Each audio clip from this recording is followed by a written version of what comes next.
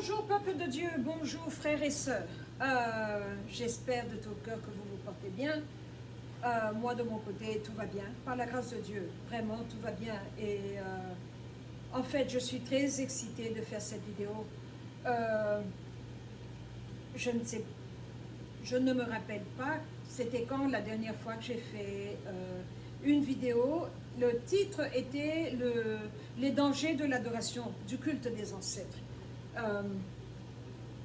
Je crois que j'ai fait 2 vidéos à ce sujet, mais de tout mon ministère, de tout ce que je vous ai dit jusqu'à présent, toutes les informations, toutes les vidéos que j'ai faites, celle-ci est la plus importante.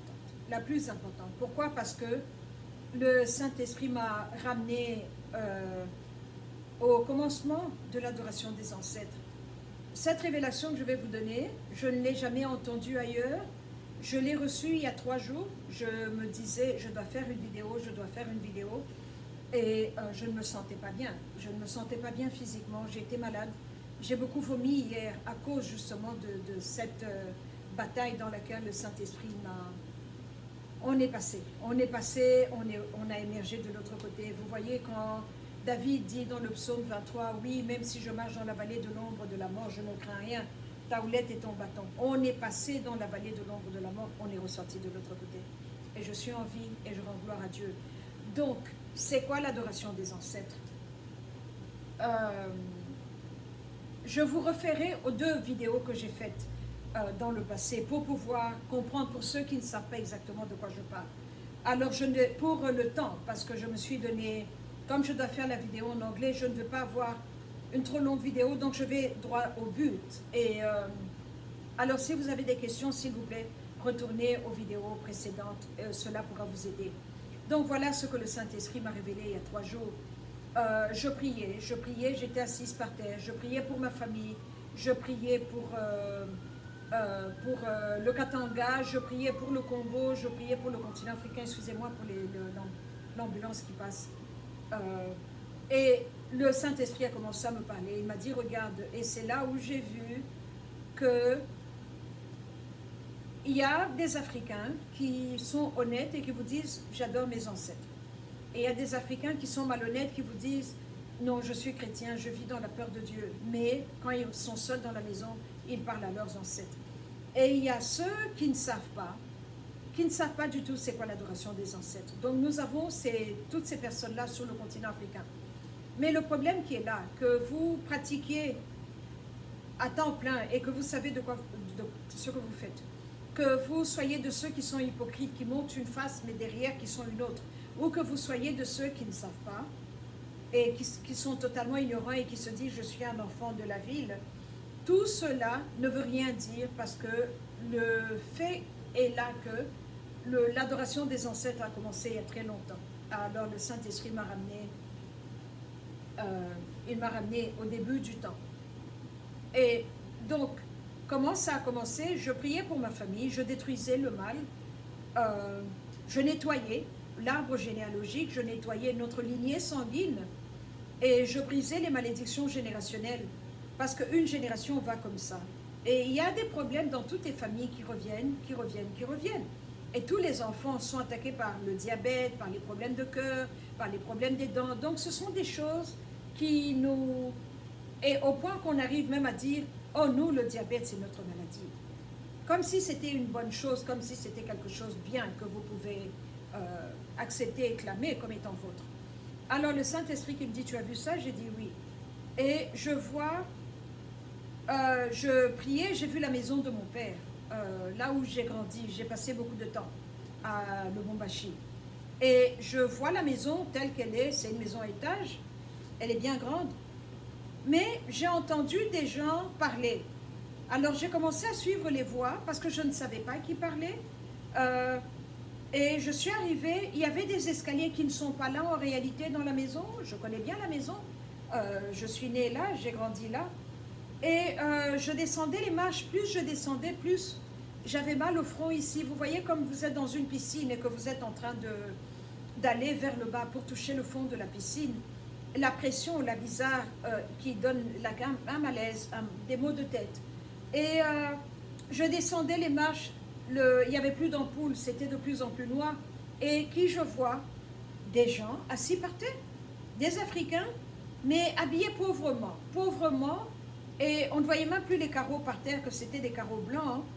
Il y avait la poussière du charbon. Vous voyez quand on prépare avec le charbon et que la poussière là, elle était par terre. Donc vraiment, ils étaient sales. Ils avaient des taches de charbon au visage. Et il y avait une maman assise par terre qui mangeait le ugali avec son enfant. Et un bébé qu'elle portait sur ses genoux. Je leur ai dit, qu'est-ce que vous faites là? Elle m'a regardé, je leur ai parlé en swahili. Elle m'a répondu en swahili. Elle m'a dit, nous on habite ici. J'ai dit, non, vous n'habitez pas ici. Elle dit, si, on habite ici. Nous tous. Il y en avait qui dormaient dans le coin, il y en avait dans différentes positions. Ils étaient là, nombreux. Peut-être 200 personnes. Et moi, je me disais, mais ce n'est pas possible. Ça, c'est notre maison. Vous êtes qui? Qu'est-ce que vous faites là? Et c'est comme ça que la vision s'est coupée. Il était 1h du matin, j'étais assise par terre. J'ai commencé à prier, j'ai dit, mon Dieu, non. Les sentiments que j'avais après cet échange n'étaient pas positifs. Ce n'était pas bon. Ça m'a dérangé. Alors j'ai commencé à prier, j'ai dit, mon Dieu, comment je détruis ça? Je savais qu'il fallait intervenir, mais comment diriger la prière? Ça, c'est le travail du Saint-Esprit, c'est lui qui nous éclaire. Et j'ai commencé à prier, 2 minutes, 3, j'ai senti la... Tais-toi, je me suis tue. Et pas un méchant tais-toi, mais un bon tais-toi. Le Saint-Esprit est un professeur. Il y a des moments où vous posez une question, c'est une question rhétorique, où vous posez une question, ne parlez pas trop, taisez-vous, et il va vous répondre. Il est un roi. Enfin, je suis habituée à sa façon de faire. Et je me suis tue. Et je vois que il me dit, tu as vu ces gens-là? J'ai dit oui. Il m'a dit, ils habitent en dessous de vous. Votre maison, ils sont en dessous de la maison. Ah. J'ai dit, mais ça me rappelle le film Us. Il y a un film qui a été fait l'année passée, je crois, ou il y a 2 ans, avec Lupita Nyong'o, qui est l'actrice, et avec le réalisateur et l'écrivain du livre, c'était Jordan Peele, celui qui avait fait le film Get Out. Directement, ça m'est venu dans la tête. Regardez ce film-là, le titre c'est Nous, Us. Et le Saint-Esprit qui me dit, c'est exactement ça.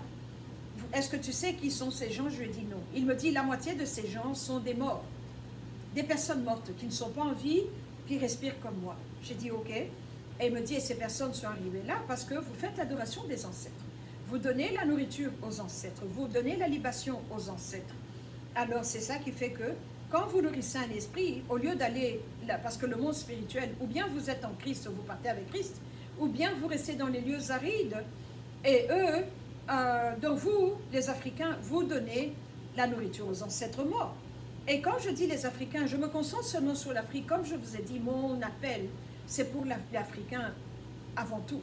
Mais en Amérique latine, même ici aux États-Unis, au Japon, il y a beaucoup d'endroits dans le monde, sur plusieurs autres continents, où on fait l'adoration des ancêtres.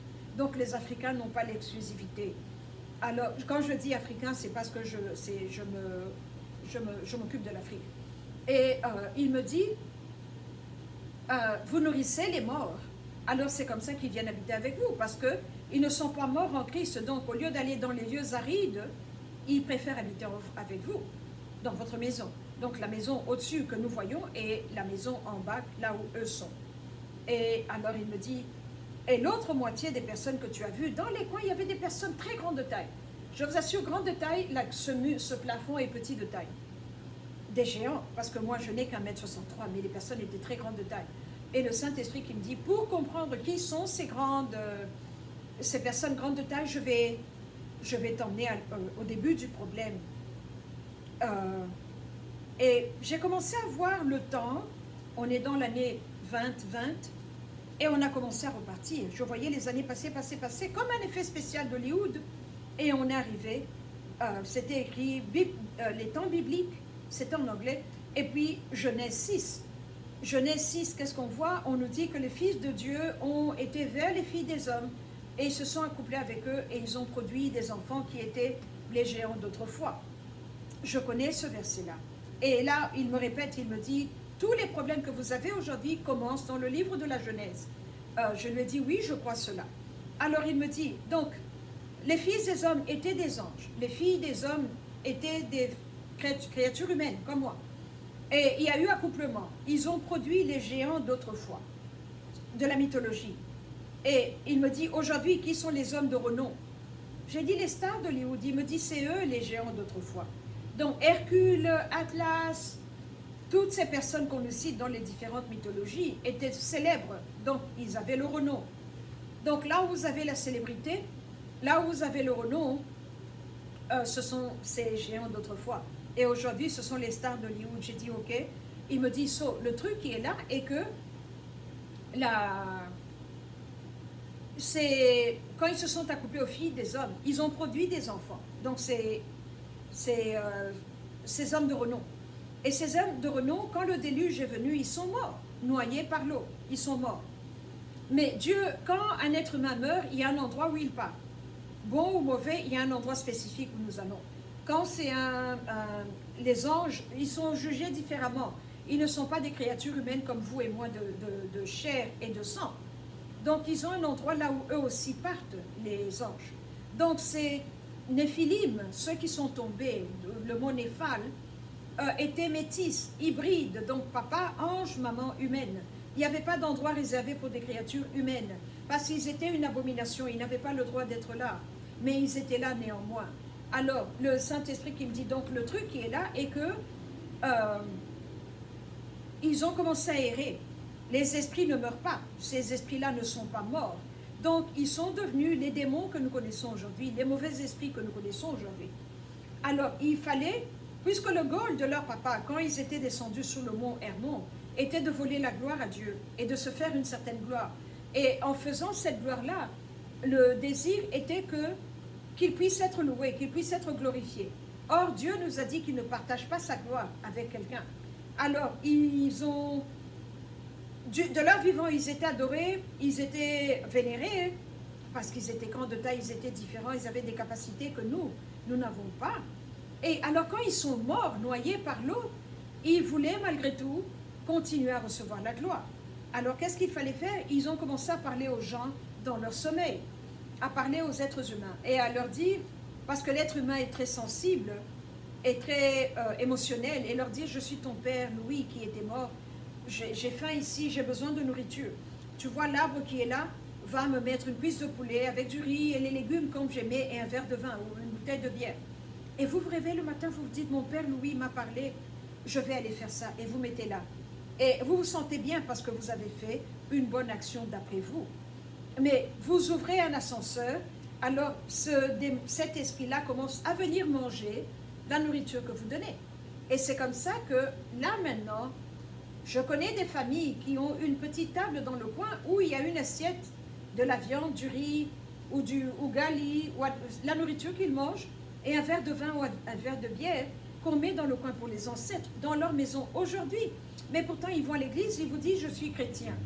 Alors le Saint-Esprit qui me dit, donc là, c'est comme ça que les esprits morts ont commencé à manger, parce qu'ils aimaient la nourriture. J'ai vu dans le vaudou au Bénin ou quoi, ou même à Lubumbashi, des Nganga qui vont vous dire, mon grand-père a demandé le parfum Christian Dior au sauvage. Mon grand-père a demandé le Kouros de Yves Saint-Laurent. Des parfums bien connus que vous pouvez aller acheter et vous mettez là pour votre grand-père. Et donc c'est comme ça que le lien se fait entre les esprits et les vivants. Alors, parce que vous êtes une famille humaine, les humains qui sont morts, qui n'étaient pas en Christ, sont là en bas, ils reçoivent 50% de la nourriture que vous donnez, et les esprits, là, de Genèse 6, se sont départagés selon les continents, selon les races, selon les républiques, selon les villes, selon les tribus. C'est pour ça que je vous ramène toujours à votre tribu, parce que le problème avec lequel moi je me bats est propre à moi, propre à ma famille, propre à ma tribu, propre au Katanga. Donc si c'est quelqu'un qui est en Algérie, il faudra demander au Saint-Esprit comment procéder. Si c'est quelqu'un qui est en Afrique du Sud, il ne va pas être embêté par les esprits qui me dérangent moi. C'est pour ça que vous devez savoir d'où vous êtes et qui vous êtes. C'est très important. Alors, le Saint-Esprit qui me dit donc, les esprits d'autrefois sont là, ils reçoivent. Donc la nourriture que vous donnez, ils partagent, eux gagnent 50%, ils donnent 50% à vos morts. Donc la mort entre dans votre famille. C'est comme ça que l'Africain n'a pas de compassion. C'est comme ça que ce n'est pas difficile pour un Africain de tuer. C'est comme ça qu'il n'est pas... on est détaché. Alors, on habite avec la mort, et selon leur désir à eux, ils peuvent commencer à prendre plus que vous ne donniez. Vous pouvez donner 10% de vos revenus, mais non, ils ne sont pas satisfaits, ils peuvent venir prendre plus parce que vous leur avez déjà ouvert la porte. Ils viennent prendre plus, et c'est comme ça que ça se passe. Donc, le Saint-Esprit qui me dit, c'est ça le culte des ancêtres. Le culte des ancêtres est fait à 50% des esprits de la Genèse 6 qui veulent manger avec vous parce qu'ils ont faim, ils ont besoin de nourriture. Et ils étaient des princes de Dieu, donc ils aiment les choses luxueuses. Et l'autre moitié, ce sont les ancêtres morts. Alors, je connecte ici maintenant avec la révélation que je vous ai donnée sur les casseroles africaines. Il faut connaître votre famille, vos origines, parce que moi je suis ici, mais il y a des gens dans mon village qui peuvent faire une cérémonie et qui disent aux ancêtres et à ces esprits-là en disant « Allez suivre nos enfants partout où ils sont, protégez-les de la même façon dont vous prenez soin de nous. Ici, nous vous demandons d'aller vous occuper de nos enfants. » C'est comme ça que vous pouvez être ici à Los Angeles ou en Europe ou n'importe où, à Tokyo. Mais les problèmes africains vous suivent là où vous êtes parce qu'on a ouvert la porte à ces esprits-là. Ça, c'est le premier point. Et le deuxième point est que si vous n'êtes pas en Christ, quand on appelle et qu'on fait la cérémonie pour sacrifier une vache ou une chèvre aux ancêtres, votre esprit va aller répondre parce que vous êtes un élément de la famille. Vous êtes un enfant de la famille, vous allez aller répondre. Et c'est comme ça que vous pouvez rêver que, oh, j'étais au village aujourd'hui, j'ai rêvé que j'étais avec ma grand-mère, mon grand-père, et on mangeait. C'est parce qu'il y a eu cette communion-là entre les morts, les esprits et vous, les vivants, et il y a communion. Alors quand il y a communion, c'est eux qui s'établissent comme rois sur vous. Et je vais vous ramener dans le livre de Samuel, je crois que c'est 1 Samuel 8, 13, là où les enfants d'Israël disent à Dieu, on veut un roi comme tout le monde. Et Dieu dit au prophète Samuel, va leur dire ce qui va leur arriver. Le roi qui va venir, comment il va s'occuper d'eux, comment il va traiter leurs filles, comment il va traiter leurs garçons. C'est ça que nous faisons. On se met sous la tutelle et sous l'autorité d'un autre Dieu, et cet autre Dieu-là décide pour nous, il nous fait ce que lui veut nous faire. Et donc il s'assied les esprits, les morts et les sorciers de la famille, et il commence à décider sur les enfants. Qui peut mettre au monde, qui doit mourir, qui doit être chômeur, qui doit devenir millionnaire. Et c'est comme ça qu'il vous partage comme des pions, comme quand vous jouez aux dames ou bien aux échecs, vous bougez vos pièces. Ou bien, au mieux encore, ils peuvent vous louer dans une autre famille et eux reçoivent des individus de cette autre famille-là pour avoir un sang nouveau ou une énergie nouvelle dans la famille. Donc c'est comme ça que ça se passe. Voilà l'origine du culte des ancêtres. C'est de là que c'est venu et c'est très difficile de quitter ce monde-là. C'est très difficile. Vous pouvez vous dire, je vais arrêter, mais ils vont vous poursuivre la nuit. Au début, ça va être des menaces très fortes. Après, ils vont essayer de négocier. Après, ils vont essayer de se camoufler et de vous parler comme des amis et venir comme des bébés qui pleurent, qui ont besoin d'aide. Je vous assure, je suis passée par des choses. Si ce n'avait été l'Éternel qui était de mon côté. Je suis très sérieuse. Si je suis encore en vie aujourd'hui, c'est parce que Dieu est avec moi. Si je vous parle, là maintenant je suis saine d'esprit, d'âme et de corps, c'est parce que Dieu est avec moi. J'aurais dû mourir depuis longtemps. Parce que ces forces-là sont très fortes. Oui, je viens d'une famille royale. Oui, il y a beaucoup de gens qui disent « Oh, les rois sont des sorciers ». Peut-être, je ne suis pas là pour être l'avocat des rois. Mais je suis là pour vous faire réaliser que même si vous venez d'une famille où on est des citoyens normaux, on a peut-être des vendeurs d'arachides dans la famille, mais s'il y a eu le culte des ancêtres qui a été fait, même 2 générations au-dessus de vous, donc vous avez ce problème-là dans votre famille. Et le but de cette vidéo est de vous informer. Le but est de vous faire réaliser, parce que le plus vite vous réalisez, le plus vite vous allez sortir que nous avons de très sérieux problèmes et qu'il n'y a qu'une seule solution en Christ, il n'y a qu'une seule voie en Christ, il n'y a qu'une seule porte pour sortir en Christ. Il n'y a qu'une seule porte pour entrer dans votre nouveau destin au travers de Christ. J'ai été jeune et j'ai vieilli, je n'ai pas encore vu le juste être abandonné. J'ai essayé, je n'ai vu qu'une seule personne qui peut aider, et cette personne s'appelle Jésus-Christ. Votre père, votre mère, vos ancêtres ne peuvent pas vous aider. Il n'y a que Christ seul qui peut vous aider. Vous pouvez vous dire, je vais amadouer les ancêtres. Je vais aller chercher un marabout, un ganga, un sangoma ou un chaman qui est fort, qui va m'aider à sortir. Vous ne pourrez pas. Il ne peut pas, un système, une maison ne peut pas se battre contre elle-même. Vous connaissez le verset biblique qui le dit, c'est Christ qui l'a dit, ce n'est pas moi. Vous devez venir battre ce système-là avec le système de Christ. Vous devez battre ce système-là avec la force de Christ. Votre force à vous ne suffira pas. Parce que s'ils voient que vous êtes déterminé à partir, ils vont envoyer et monter tous les autres enfants dans la famille à se retourner contre vous. Donc, génération par génération, les gens vont vous abandonner émotionnellement. On ne vous invitera plus dans les fêtes, on ne vous dira plus quelqu'un a couché, il y a eu des dots, on ne vous dira plus. Pour vous mettre à l'écart, là, tu as voulu quitter à leur part, on ne veut plus de toi. Et c'est ça qu'ils vont vous faire. Donc, c'est un travail de longue haleine, c'est une prière de longue haleine, je vous assure. Ce n'est pas une prière, une fois vous dites Alléluia, Alléluia, et c'est parti. Non, c'est du travail. C'est ça que vous voyez que... Et la raison pour laquelle on est dans des problèmes, c'est parce que nous ne sommes pas en accord avec ce système-là. Parce que beaucoup d'entre nous prient, beaucoup d'entre nous citent ce nom-là qui ne peut pas être cité dans certains milieux. Et c'est le nom de Yeshua, Hamashiach, le Fils de Dieu. Alors quand vous êtes en accord avec eux, comme un Japonais qui fait le culte des ancêtres, vous allez prospérer. Alors il faut choisir un maître. Ou bien vous êtes dans le système des ancêtres et des géants, ou bien vous êtes dans le système de Christ et vous allez totalement y mettre la tête et les pieds, comme on dit, et entrer dans ce système-là. Parce que être au milieu, vous êtes ni chaud ni froid, et vous allez être perdant. Vous allez être perdant.